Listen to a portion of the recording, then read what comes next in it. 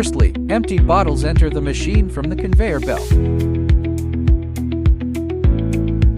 The bottle washing mechanism deeply cleans the bottles.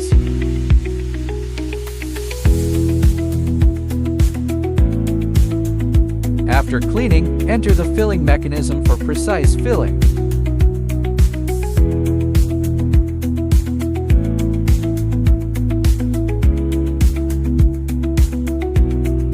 The bottle cap is firmly placed on the filled bottle.